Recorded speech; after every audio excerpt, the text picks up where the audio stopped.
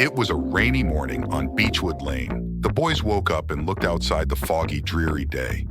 So far, the weather this summer had been awful. If it wasn't for the boys' previous adventure, things would have been quite boring around here.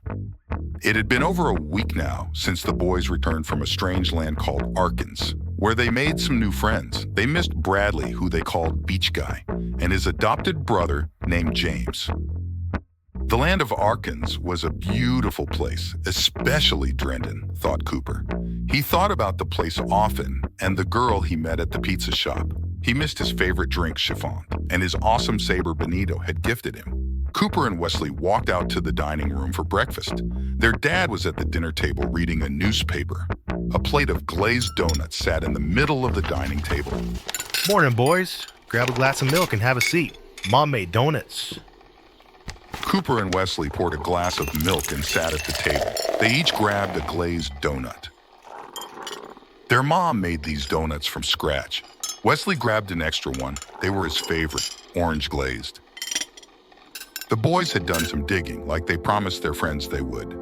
The book they saw on their dad's shelf had a lock on it. They needed to get it open. The curiosity of what was in it was killing them. Getting their dad's key ring had proven to be harder than they thought. The magical watch the boys had brought back had disappeared for a while, but Wesley noticed it in their dad's pocket when he got home from work the previous night. I have a short day at the shop today. Their dad said, glancing away from the newspaper. How about we go to the arcade when I get back? Yeah, that would be fun, said Cooper. Wesley had a mouthful of orange glazed donut, but managed to mumble out his approval and a head nod. Yeah. He loved the local arcade. There was a restaurant attached to the side of the arcade building that had the juiciest, cheesiest cheeseburgers. Good. Then we'll plan on that, their dad said as he stood up and gulped down the last of his coffee. Their mom came into the kitchen to say goodbye to him. Before you guys go anywhere, you gotta clean that mess of a playroom downstairs. Okay? Yes, Mom, we will after breakfast, Cooper replied. Their dad pulled out of the driveway, and their mom went to her work office down the hall. Did he leave it? Wesley knew exactly what he was asking. He was wondering the same thing. I don't know. Let's go check, Wesley replied. The boys finished their last bites of donut and tiptoed down the hallway. They opened the door to their parents' room and walked in. Over by their dad's desk were a bunch of old pocket watches dangling on hooks. Cooper noticed it immediately. The captain's watch! It had been cleaned and shined up a bit more since the last time they had seen it. It gave him goosebumps just looking at it. It's here. Should we take it?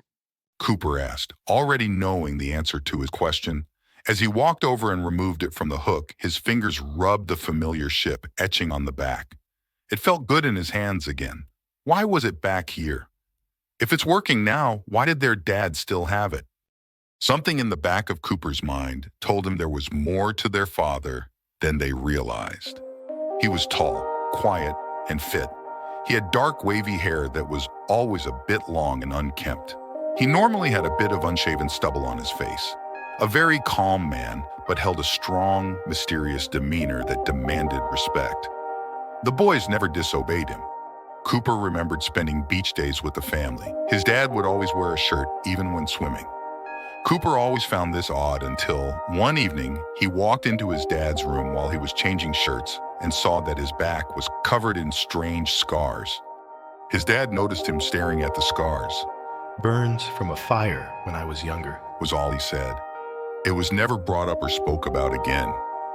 He knew little about his dad's childhood. He knew his dad was an orphan and spent time in foster homes before being adopted by Nana. But like the scars, his dad's childhood was shrouded in secrecy. Cooper never normally questioned things, but with all the strange events going on lately, he questioned everything.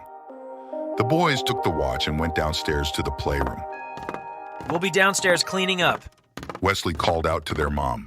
Thanks, boys. You're the best, she said, putting her work call on hold briefly to poke her head out the door and smile at them. Downstairs, the boys began debating using the watch again or not. That world is dangerous, Wes. Remember what happened to your leg? Cooper said, pointing to the spot where Wesley had been attacked by the pteric creature in the lagoon. I'm not scared, and you shouldn't be either, Wesley replied. Cooper wasn't scared either, actually quite the opposite. But he felt like he needed to be the voice of reason, being the big brother. Let's just go back briefly and check in. I want to make sure our friends are okay. Said Wesley. Okay, we'll go back and check in. We'll let them know we haven't found out any info yet about their dad, and then come back home. Deal? Cooper stuck his hand out. Yep, deal. Wesley grabbed his hand and gave it a firm shake. The boys had marked the spot on the floor with the masking tape in the shape of an X. This was the spot where the portal teleported them to the Summer City beach near the dock. They made sure to be exact, remembering what the watchmaker had warned them about using the portal in the same location each time. The boys stood arm in arm. Cooper twisted the knob on top of the watch, and it immediately began to tick louder. Next, they heard the familiar whirring noise and the feeling of being vacuumed upwards. Wesley had forgotten how loud the noise was. It felt like he was standing next to a jet engine. The wind and shaking was quite disorienting.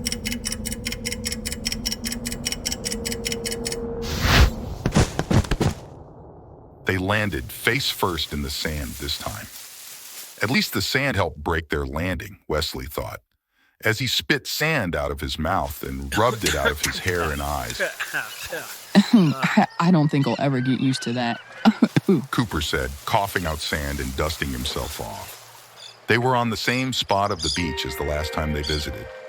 It was warm and sunny with the familiar smells of the sand and smoky food hitting them all at once. They looked around to see if anyone had noticed them landing.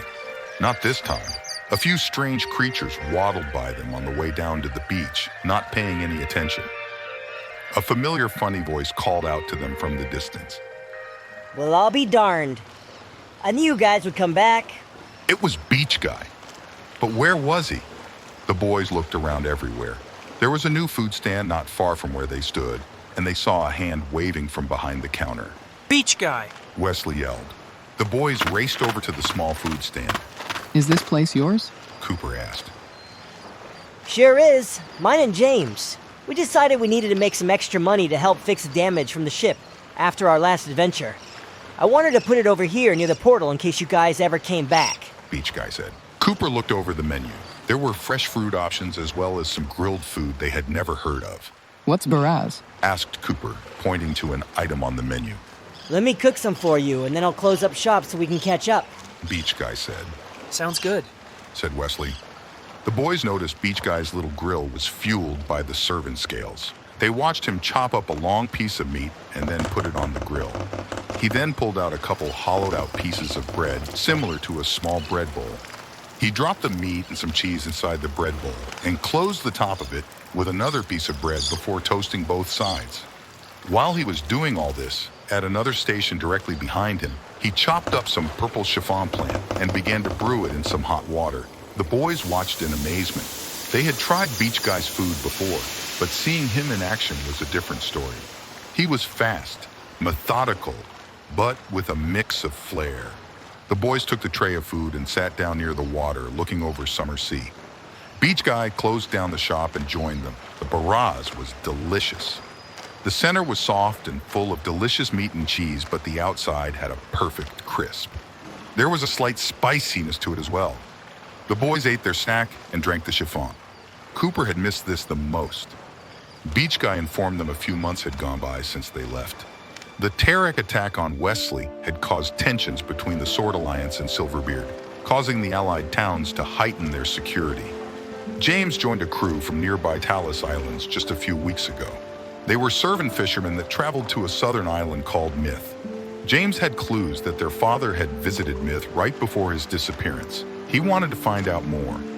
Beach Guy had stayed behind to watch over the boat and house, and to keep the beachside shop going. There were also rumors of a floating brig that was sinking ships and looting gold and silver, terrorizing Summer Sea. It was rumored by sailors that it was haunted and run by a crew of white ghost men, though this was mostly just rumors. As they were talking and catching up, a winged creature swooped down out of the sky and landed next to Beach Guy's food stand. The creature was tall and skinny. His body and face were blue and silver with fish features and long, strong wings like an eagle. It dropped off a small black package in a mailbox next to the food stand, and then flew off. What was that? Wesley asked. That's Janala, the mail guy. He's a Pelin. Part human, part fish, part bird. Beach Guy explained. The boys walked over to the mailbox and took out the black box. It reminded them of the music box Beach Guy had shown them the first night they had arrived. Beach Guy wound up the box and it started playing a message. The voice on the box was familiar. Hey brother, it's James. I ran into a little trouble and I'm gonna need some help.